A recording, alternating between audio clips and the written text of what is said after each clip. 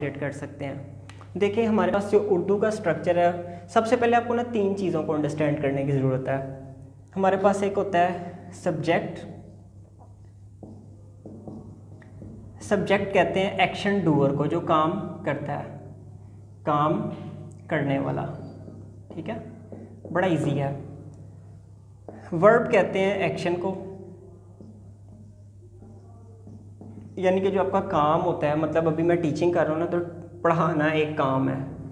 ठीक है, सब्जेक्ट जो पढ़ा रहा है, मैं पढ़ा रहा हूँ। ठीक है, और अभी उसके बाद ऑब्जेक्ट है। ऑब्जेक्ट क्या होता है? जिसके ऊपर एक्शन हो रहा होता है, जिसको हम मफूल कहते हैं, यानी कि जो काम को रिसीव कर रहा होता है। अभी यहाँ पे स्टूडेंट जो है वो ऑब्जेक्ट है, काम क्या है? टीच है, और सब्जेक्ट क्या है? मैं हूँ। यहाँ पे मैं अपना नाम लिख देता हूँ, मुबीन।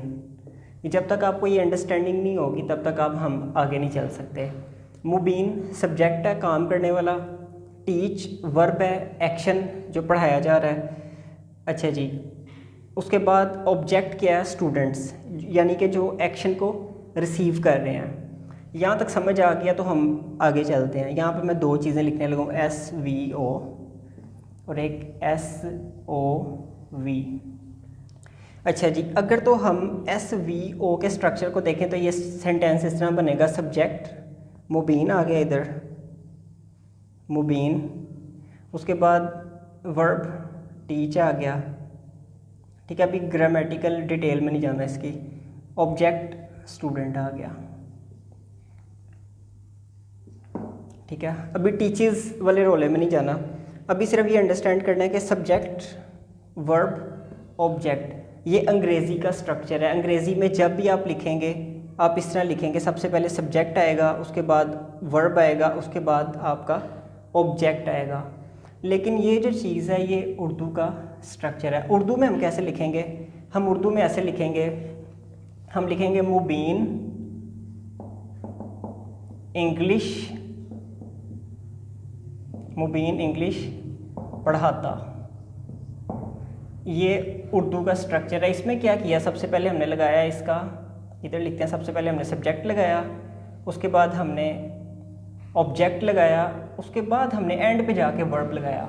यानी कि उर्दू वाले एक्शन को एंड पे ले जाते हैं और ऑब्जेक्ट को और सब्जेक्ट को इकट्ठा साथ जोड़ देते हैं। ये पॉइंट जब तक आपको समझ नहीं आएगा तब तक आपको आगे जाकर ट्रांसलेशन करने का नहीं उसका पता चलेगा। दोबारा अंडरस्टैंड करने की कोशिश करें। देखें अंग्रेज़ों ने क्या किया, उन्होंने सबसे पहले सब्जेक्ट लेके आए, उसके बाद वो फ़ौरन एक्शन लेके आए जो ये सब्जेक्ट परफॉर्म कर रहा है। ये सब्जेक्ट पढ़ा रहा है तो पढ़ाना लिख दिया, ये सब्जेक्ट खा रहा है तो खाना लिख दिया, ये सब्जेक्ट रो रहा है तो रोना लिख दिया, ये सब्जेक्ट हंस रहा है तो हंसना लिख दिया इधर। और उसके बाद इसकी एक्सप्लेनेशन यहाँ पे दे दी कि ये इसको रिसीव कौन कर रहा है, राइट। लेकिन उर्दू में सब्जेक्ट ये डिफरेंट होता है। अरबिक का डिफरेंट सिस्टम है, इसलिए अक्सर जो ट्रांसलेट करते हैं, वर्ड टू वर्ड ट्रांसलेशन करते हैं, तो वो उनकी ट्रांसलेशन इस तरह बनती है, मुबीन पढ़ाता है इंग्लिश। यानी कि अगर हम इसके अकॉर्डिंगली उर्दू ट्रांसलेशन करें तो ये ट्रांसलेशन इस तरह बनेगी, मुबीन पढ़ाता है इंग्लिश, यानी कि इंग्लिश एंड पे चलेगी। तो अभी आपको ये SVO और SOV की अगर समझ आ गई तो मैं कुछ उर्दू के सेंटेंसेस लिख के आपको इसकी प्रैक्टिस करवाऊंगा, फिर आपके लिए ज़्यादा आसान रह जाएगा काम। SVO सब्जेक्ट वर्ब ऑब्जेक्ट और SOV subject object and verb. अच्छा जी, मैं सेंटेंसेस लिखता हूँ, कुछ लंबे लंबे सेंटेंसेस लिखता हूँ आज। एक लड़का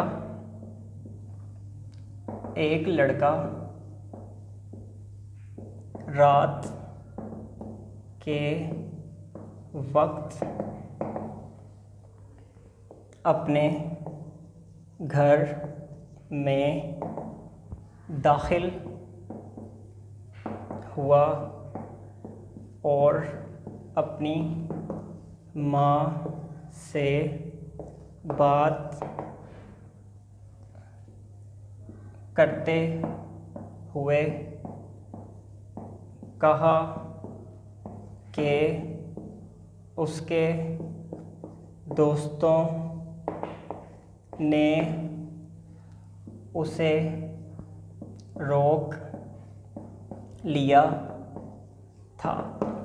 अब ये लंबा सेंटेंस हो गया और आपको पेपर में इसी तरह के सेंटेंस ज़्यादा लंबे लंबे पता ही नहीं चल रहा होता। आपने जो सबसे पहला जो काम करना होता है वो ये करना होता है कि देखना होता है कि इस सेंटेंस के अंदर कोई ब्रेक हो रहा है, कोई सेंटेंस ब्रेक कहाँ पे होता है। मैंने आपको पहले जब पार्ट्स ऑफ स्पीच बताए थे मैंने कहा था कि ये जो लिंकिंग वर्ड्स होते हैं ये ब्रेक कर देते हैं चीज़ों को। लिंकिंग वर्ड्स क्या होते हैं? बट, एंड, देयरफॉर, सो। जहाँ पे आपको ये चीज़ नज़र आए उससे जो अगले वाला हिस्सा है और उससे जो पिछले वाला हिस्सा है उसको ब्रेक कर देना आपने, राइट। अब यहाँ पे देखें कि एक लड़का रात के वक्त अपने घर में दाखिल होता हुआ और, अब ये और के ऊपर आप ब्रेक लगा दें, इससे आगे की चीज़ नई चीज़ है, उसका डिफरेंटली हम ट्रांसलेट करेंगे। उससे पहले हमें इस चीज़ को अंडरस्टैंड करने की ज़रूरत है। अब इसमें देखें मैंने आपसे ये कहा कि अंग्रेज़ी के लिए हम ये SVO है, सब्जेक्ट वर्ब ऑब्जेक्ट। सबसे पहले आपने इन चीज़ों को देखना, उसके बाद इससे जुड़ी हुई चीज़ें। ये तो 3 है लेकिन यहाँ पे तो इतने सारे वर्ड्स हैं, इनको हम कैसे फिट करेंगे? यही टेक्निक है ट्रांसलेशन की। यहाँ पे देखें कि सब्जेक्ट कौन सा है? लड़का, ठीक है। अब बॉय लिखते हैं यहाँ पे, अब बॉय, ठीक है। उसके बाद मैंने ये इसको ओके कर दिया। उसके बाद मैंने कहा कि इसमें वर्ब आता है, वर्ब ढूंढें कि उसने एक्शन क्या किया, दाखिल हुआ है, ठीक है। अब बॉय एंटर्ड, ठीक है। अब 2 चीज़ें हमने कर ली, एक सब्जेक्ट आ गया, दूसरा वर्ब आ गया, राइट। अब बॉय एंटर्ड। अब दाखिल होने से रिलेटेड आपने चीज़ें देखनी है कि इसके साथ कोई चीज़ जुड़ी तो नहीं हुई। अगर जुड़ी है, मसलन दाखिल हुआ है, तो कहाँ पे दाखिल हुआ है वो आपने इसके साथ लिख देना है। अच्छा जी। अब बॉय एंटर्ड, अगर होता है यहाँ पे कि अपने घर में दाखिल हुआ, अब बॉय एंटर्ड अपने घर में दाखिल हुआ तो यहाँ पे हिज होम आ जाना था। वैसे अगर आपने करना है तो द होम लिख लें, बॉय एंटर्ड हिज होम। अच्छा जी। अब इसके साथ भी कोई चीज़ और जुड़ी हुई है।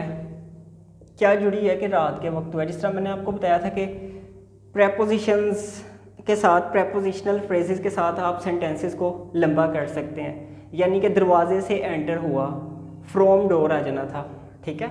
Entered his home from back door, पिछले दरवाजे से दाखिल हुआ। तो ये चीज़ें अंडरस्टैंड करने की ज़रूरत है कि उससे जुड़ी हुई चीज़ें कैसे कैसे आगे आएंगी। अच्छा जी। उसके बाद अब ये हिज होम, इसको आप ऑब्जेक्ट के तौर पे भी ले लेते हैं, इसको ऑब्जेक्ट ले लें या इसको इसका कम्प्लीमेंट कह लें। एंटर्ड के साथ आ गया जी, दाखिल कहाँ पे हुआ है? घर में हुआ है। अच्छा जी। उसके बाद हम आगे चलते हैं, घर में दाखिल हुआ तो कब दाखिल हुआ है? रात के वक्त, एट नाइट, ईजी है, एट नाइट। फिक्रा कंप्लीट हुआ है। अब बॉय एंटर्ड द होम या entered his home at night, अगर होता आधी रात के वक्त तो हो जाना था mid night, entered the home at mid night. और अपनी माँ से बात करते हुए कहा, एंड। अच्छा जी। अगर तो होता ना कि यहाँ पे अपनी माँ से बात की तो ये आना था and talked with his mother, लेकिन ये इसमें 2 चीज़ें आ गई हैं, 2 एक्शन आ गए हैं। अब ये अंडरस्टैंड करने की ज़रूरत है कि इसका मेन एक्शन क्या है। बात करना, एक ये बात करना आ गया, दूसरा आ गया कहा। अब इसमें मेन चीज़ क्या है, मेन एक्शन क्या हुआ है? कहा। And while talking, while talking का मतलब है बात करते हुए, while talking, while talking to. अब टॉक भी किससे हो रही है? मदर से हो रही है ना, ऑब्जेक्ट के तौर पे। While talking to his mother, his mother, he said, comma लगा लें, ही सेड। अच्छा जी। सेड क्या है? कि उसकी बात को आप अगर तो यहाँ पे के है तो फिर आप इनडायरेक्ट में लिखेंगे। अगर ये इसने के नहीं लिखा, अगर ये के नहीं लिखा तो यहाँ पे यकीनन ये लिखा होगा कि मामा मुझे मेरे दोस्तों ने रोक लिया था, माँ मुझे मेरे दोस्तों ने रोक लिया था। फिर ये कोमों में आ जाना था इस तरह, ठीक है। अगर तो इस तरह है तो आप इजीली इसको कैसे लिखेंगे, आप कहेंगे कि mother, mom, my friends stopped me, रोक लिया था। My friends had stopped me. अब टेंसेस की आपको बड़ी पहचान होनी चाहिए कि आपने परफेक्ट लगाना है यहाँ पे या इंडेफिनिट लगाना है, ये एक इम्पॉर्टेंट चीज़ है, ठीक है। आपने यहाँ पे देखा कि ये अंग्रेज़ी का ये स्ट्रक्चर होता है। अगर हम मज़ीद एक आधा और सेंटेंस लेके प्रैक्टिस करके देखें तो हमें कुछ मज़ीद अंदाज़ा होगा कि हम कैसे इसकी ट्रांसलेशन कर सकते हैं। अब ऐसा करते हैं कि अब एक इंग्लिश का सेंटेंस ले लेते हैं, उसकी ट्रांसलेशन करके देख लेते हैं।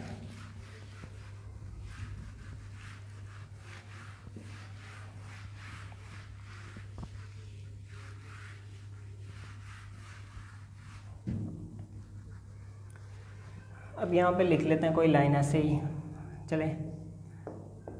A young man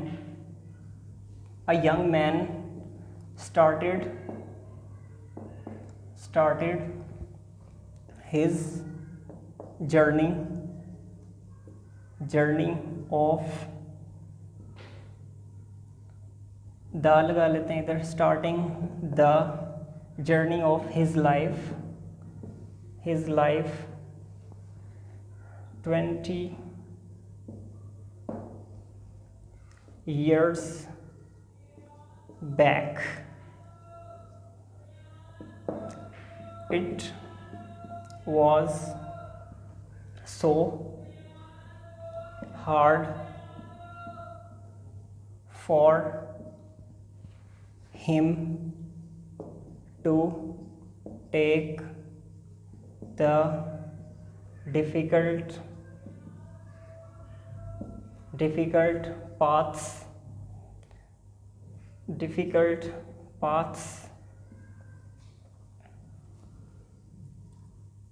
of his journey।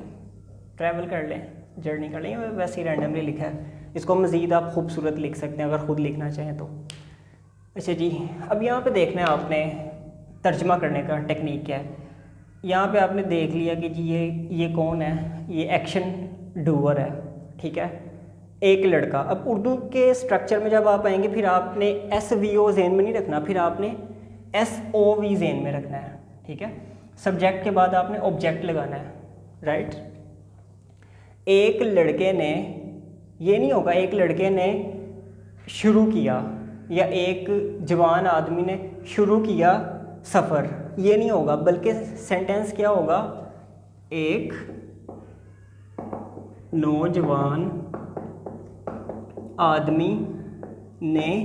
अब फ़ौरन मैंने कहा कि ऑब्जेक्ट आएगा, ठीक है। ऑब्जेक्ट क्या है, जर्नी हुआ है। जर्नी भी कौन सा, ज़िंदगी का, ये यहाँ तक है, ये पूरी एक फ्रेज़ है। इस पूरी फ्रेज़ को आपने यहाँ पे लिखना है। एक नौजवान आदमी ने, ये मैं यहाँ पे ब्रैकेट में लिखने लगा हूँ, ज़िंदगी का सफ़र, इसको बंद कर दिया। आगे अब काम क्या है, काम ये है, ये एंड पे आएगा उर्दू में, शुरू किया। डू यू अंडरस्टैंड कि इसका हम कैसे करते हैं। जो अगली बात है वो आप एंड पे लिख सकते हैं, 20 years बैक, 20 साल पहले, एंड पे भी लिख सकते हैं, और उर्दू में आप शुरू में भी लिख सकते हैं, क्योंकि उर्दू इस बात को अलाउ करती है कि आप डेट्स वगैरह शुरू में लिख सकते हैं। अंग्रेज़ी भी कर देती है कोमा वगैरह लगा के, लेकिन उर्दू में आप कोमा नहीं भी लगाते। आप इस तरह कह सकते हैं, 20 साल पहले एक नौजवान आदमी ने ज़िंदगी का सफ़र शुरू किया।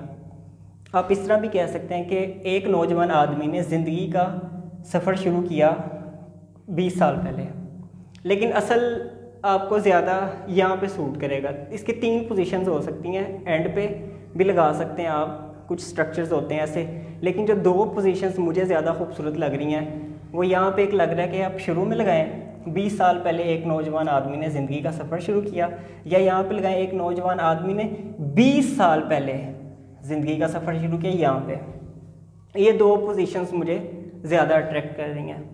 उसके बाद हम आगे चलते हैं। इट वॉज सो हार्ड, ये बड़ा मुश्किल था, किसके लिए, फॉर हिम, उसके लिए। ये उसके लिए बड़ा मुश्किल था। अब एक्शन लगाएं, एक्शन क्या है, ये उसके लिए बड़ा मुश्किल था। क्या करना मुश्किल था? टू टेक डिफ़िकल्ट पाथ, मुश्किल रास्तों को लेना बड़ा मुश्किल था। अब मुश्किल रास्ते भी किस चीज़ के? जर्नी के, उसके सफ़र के। तो आपको अंग्रेज़ी स्ट्रक्चर में प्रॉब्लम कहाँ पे आती है? तर्जमा करते हुए आपको प्रॉब्लम यहाँ पे आती है जब चीज़ों के साथ जुड़ जाती हैं। जैसे मैं कहता हूँ कि किताब के सफ़े की लाइन का पहला लफ्ज़, तो आप परेशान हो जाते हैं कि किताब के सफ़े की लाइन का पहला लफ्ज़, the first word of last line of book, इस तरह करके आप फिर कंफ्यूज हो जाते हैं। तो इस चीज़ को अंडरस्टैंड करना है कि मेन किस चीज़ की बात हो रही है। मेन यहाँ पे वर्ड की बात हो रही है, ठीक है। तो अगर आपको प्रॉब्लम ज़्यादा आ रही है तो आप उसको 2 सेंटेंसेस में कर लें, ठीक है। कैसे? इट लगा के, it is the last word, it is the word of last line of this book, इस तरह करके आप इसको कह सकते हैं। मतलब ब्रेक कर सकते हैं, क्योंकि हमने सेम टू सेम ट्रांसलेशन नहीं करनी होती, बल्कि हमने मीनिंग पहुंचाना होता है। क्योंकि कोई भी जो लैंग्वेज होती है उसका अपना असलूब होता है। यानी कि अगर फॉर एग्ज़ाम्पल मैं कहता हूँ कि उर्दू में मैं कहता हूँ कि खाना लग गया है, लेकिन अब तर्जमा करने वाला परेशान हो जाएगा, वो कहेगा कि लग गया कि इंग्लिश में कहाँ से लेके आऊँगा। तो लग गया कि इंग्लिश, अंग्रेज़ इसको ऐसे नहीं कहेगा कभी भी, वो ये कहेगा the food is ready, the dinner is ready, the lunch is ready, the breakfast is ready. तो हमें अंग्रेज़ों को देखना चाहिए कि एक्चुअल जो नेटिव स्पीकर है वो इसके लिए किस सेंटेंस का इंतखाब करता है, या हम बिल्कुल उनको फॉलो नहीं करने जा रहे, बल्कि हम उनसे सिर्फ फैसिलिटेट होना चाह रहे हैं कि अगर वो थोड़ा फैसिलिटेट हो के इस बात को ऐसे कह सकता है कि डिनर इज़ रेडी, तो हमें same to same word to word translation करने की कोई इतनी मुसीबत नहीं पड़ी हुई, राइट। तो ये चीज़ें हैं कुछ। आप एक अखबार ले लें, उसके ऊपर इसकी प्रैक्टिस करके देखें। एक अंग्रेज़ी अखबार लें, उसकी ट्रांसलेशन करें उर्दू में, फिर जो आपने उर्दू ट्रांसलेशन किया है उसको दोबारा इंग्लिश में शिफ्ट करें। ये बार बार प्रैक्टिस करेंगे, फिर आप एग्ज़ाम के लिए तैयार होंगे, आप अच्छे राइटर बनेंगे। लेकिन फॉर स्पीकिंग आपको स्पीकिंग की डोमेन में प्रैक्टिस करनी पड़ेगी, राइट। I hope you